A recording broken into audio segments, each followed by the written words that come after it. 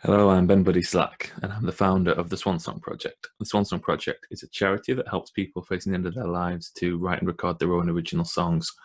I've been doing a series of interviews with songwriters where I ask them a little bit about their songs, about their process, and a bit about how music may have helped them deal with bereavement in the past. This episode features Eli Paperboy Reed, and I hope you enjoy it.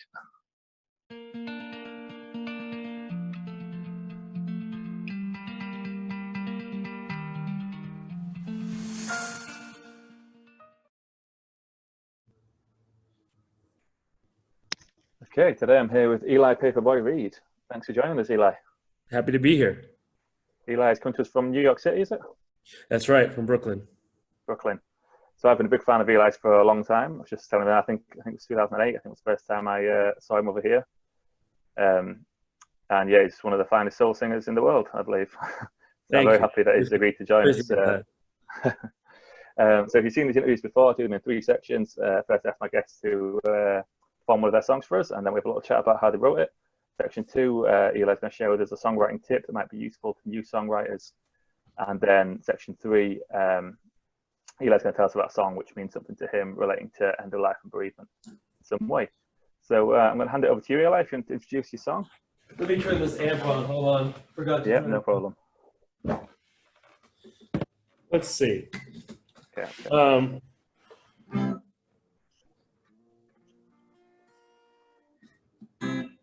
Maybe we'll play from the new album. This is the title song from the new album, 99 Cent Dreams. Sounds good?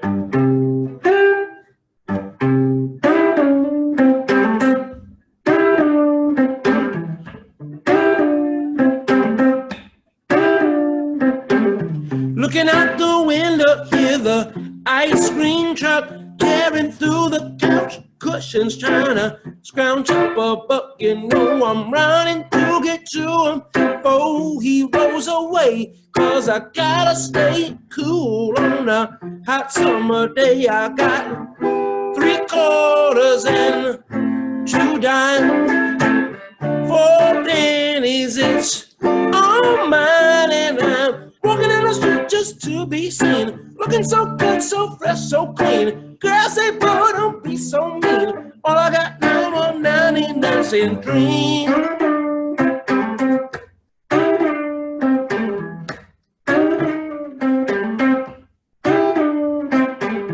Running through the fountain on a late afternoon, you know I always hear my mama calling way too soon. Chasing after girls and try to make them holler, and I hear that bell ring it, find another dollar. I got 3/4 and 2 dimes, 4 pennies, it's all mine, and I'm walking in the street just to be seen, looking so good, so fresh, so clean. Girl say, boy, don't be so mean. All I got now are 99 cents, walking in the street just to be seen, looking so good, so fresh, so clean. Girl say, boy, don't be so mean. All I got now are 99 cent dreams.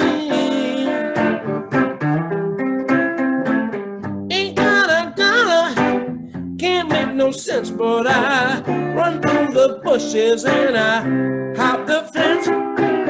Can't get the words out, but I'm just in time. Hit my quarter still a jingling.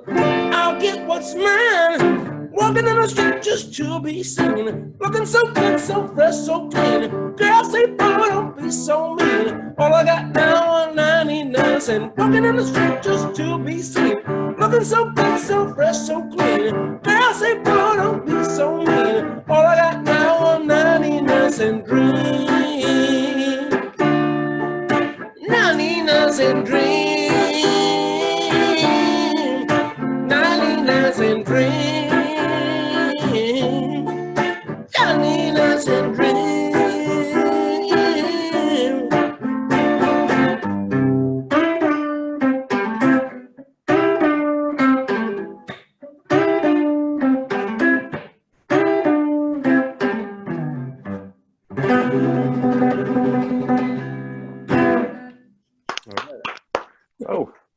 The one-man applause. Better Cool, than yeah, nothing. yeah. That's great. Thanks. You. That's 99 Cent Dreams. That's right. And that's your new record? Is that what Yeah, out that's now? right. It came out last year. I have a new one in the works. I was actually going to record it this month, but unfortunately, with everything, that's not happening right now. But I will record a new one, hopefully sometime this summer. But yeah, that's from the title track from the last album. Brilliant. What can you tell us about writing that? Well, it's actually, so the title was inspired by a real 99-cent store that is here in Brooklyn, New York. And I just love the idea of, 99-cent dreams, and kind of it kind of, I created this like kind of world of nostalgia from just that idea of, being a kid, and, nothing's more important than, I don't know, nothing costs more than $1. Everything is just like, it's like this summertime world that I kind of remember living in as a little kid, and just like, carefree kind of in a way. And I don't know, just like how that felt, a particular summer afternoon. I just felt like it was such an evocative phrase, and it conjured up a whole world to me in my mind. And then it did, just the song kind of tumbled out a little bit. Yeah, that's pretty good. Yeah, it kind of definitely. Yeah, it's very. You can envision the kind of. Yeah, I think that's the best songs are that way. They, can conjure up an image for the writer, obviously, and then for the listener too. That's the idea, for them to come, have their own image that, is relatable too. Is that how you often work with your songs? Is it something like a particular phrase or something will trigger it and you'll build it from there? Absolutely. Yeah. I would say, 75-85% of songs, I come up with the title first, and then the title writes the song for me, Yeah. Yeah. I remember hearing, I can't remember, an interview with songwriter somewhere about that a lot of songwriting is spotting those phrases. Yep. So like lots of people have, see 99 Cent shop, something like that, but then it's just seeing it and then it triggering to something which makes sense, which then you can see that would be a good lyric. Right, and it turned, and you kind of the song kind of writes itself. That's like the for me, 99 Cent Dreams. I was like, oh man, it's a song title right there. Like the song's done. You just got to find it. It's there somewhere, right? It's not. That's how I feel. Like the songs kind of find me. I pick the phrase, and then it's like, okay, I just have to like do this correctly. If I don't mess it up, it'll be good. Yeah. Do you have a usual process you follow then? Do you just play and see what comes out? Do you write lyrics? I mean, a song like that, I wanted to kind of have it kind of be a little bit like airy and light and summery. I had this little kind of bell-like guitar riff that I kind of wanted to be like an ice cream truck bell. Like that was the idea, is that there's a little xylophone on it and stuff like that, and just kind of, it's the same kind of thing. It's like the lyric, for me at least, kind of guides the melody and the harmony of the song. They all have to blend together, and if they don't, it's not. I don't know. It doesn't seem. It won't seem correct. Like I don't know. I feel like I said, like the song's already there in a way for me, and I just have to find the right treatment. That's how I feel about it. Yeah, that's great. Yeah, thank you.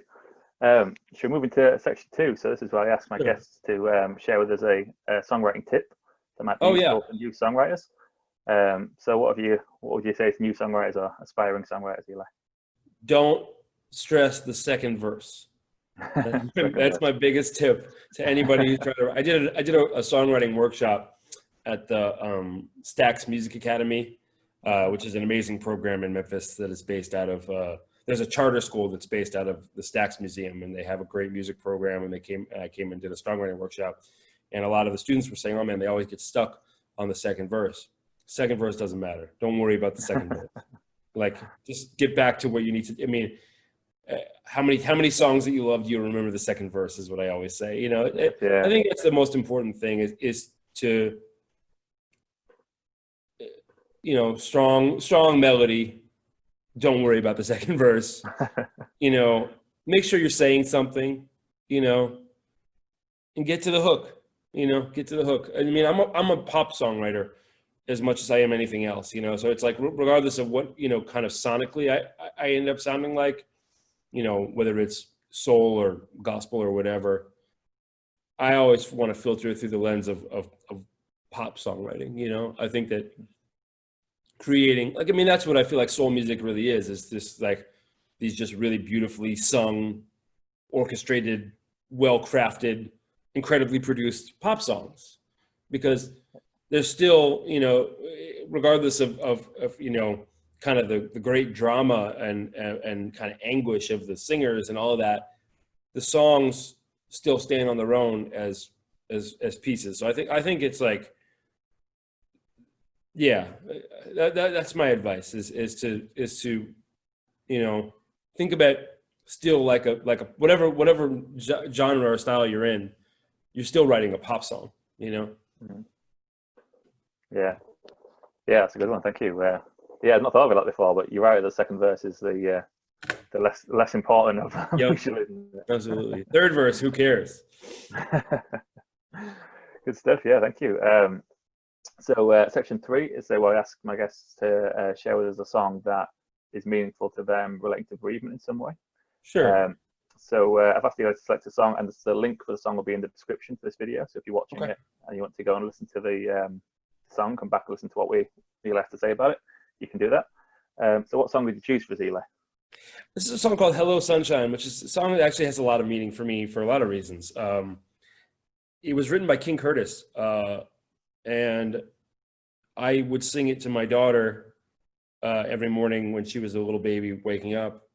And then my father-in-law, my wife's father, passed away a few months ago, and we were talking, and his wife asked me to sing a song at the memorial service, and my wife and I were kind of struggling with what song that would be, and then we kind of both came upon the song Hello Sunshine, which I had sang at an incredibly happy moment in my life.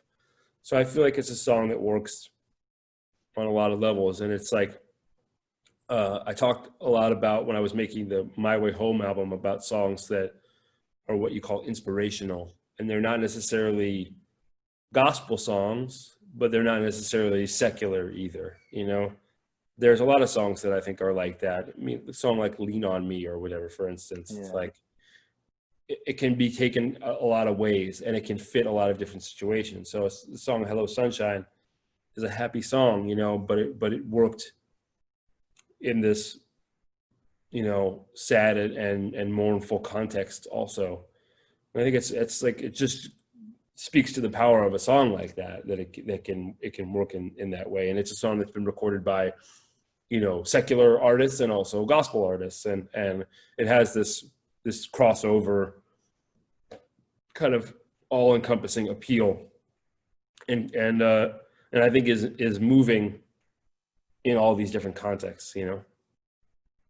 Yeah, it's a beautiful song. It's not one I was familiar with before until you sent me the link earlier on. I agree completely. You can see it fitting in lots of different contexts. Mm-hmm. Yeah. And how did you find performing at the memorial? I imagine that must have been It was. I had never, you know, I've sung at some funerals before. I was in a gospel group when I lived in Boston, and we sang at a funeral for a member of that group. It wasn't somebody that I knew particularly well, but it was still a very strange experience. Singing at the funeral for someone who I did know, and obviously was an important part of my life. I don't know. It was hard because it's a very different kind of performance than something that I'm used to. You know, performing for an audience where you are the object of adoration is very, very different than playing a song that is supposed to be a testament to, you know, someone who's passed away. It's you're not the focal point, you know. So I don't know. It was certainly different, and I had a hard time kind of figuring out how to perform it in such a way that I felt was reverent enough for the scenario, if that makes sense. Yeah, no, I agree completely. I've done a few through the Swan Song Project of songs that I've written to people who have then passed, and the family have asked me to perform at the funeral. Like, it's the same thing. Like, it doesn't feel like you would perform in a normal setting, right? And it felt for me, it feels very weighty in a way. Like, I don't know, it's not more pressure in a way, but more like responsibility to do the song justice and to do the audience justice in a way. Is what I was kind of thinking. That responsibility is a good way of putting it.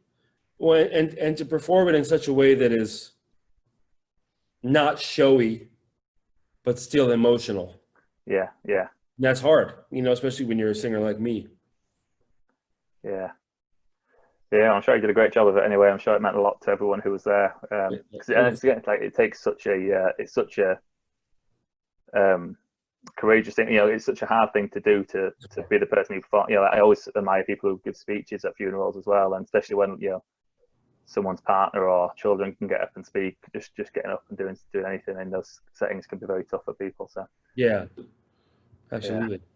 Yeah. Well, thank you very much for joining us, Eli. I really appreciate it. Yeah, happy to do it. It's a neat project. Thank you, man. Yeah, thank you. And you're doing live streams pretty much every day, aren't you? Yeah, pretty much every day. Sometimes I take the weekends off, but every day at I guess in the UK it would be 9 o'clock GMT, 4 o'clock here in New York.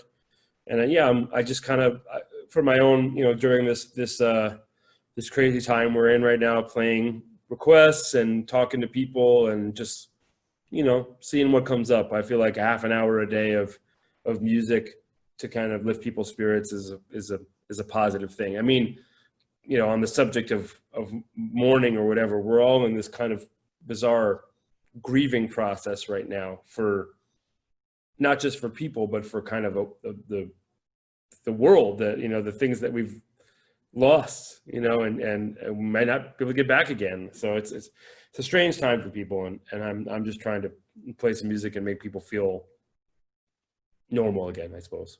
Yeah, I think it's a great thing. I think it does a lot of good to be seeing different people engaging and different options of entertainment and linking up with different people. And yes, it's really good. So people can check that out on your Instagram page, and it's on your Facebook as well, is it? Yeah, both. Yeah. Cool. Facebook, Eli Paperboy, Instagram, Eli Paperboy Read, all one word. Eli Paperboy Read. Is this? I can't remember where I heard this, but didn't the Paperboy come because you always deliver? Is that what it is? What it's from? It's become that, but it came from a hat that I wore a long time ago, like a little newsboy hat. But that I've since stopped wearing it, so I feel like that's a much better, it's a better slogan. Yeah, I think it's a good one. Is that? Good stuff. Yeah, I really appreciate you giving us some time, and hopefully I'll be able to see you again in the near future. Hopefully it won't be too long before you're back over. I hope so too. Yeah. All right. Thanks, man. Take care. Cheers, Eli. Thanks a lot, man. Bye-bye. Peace out.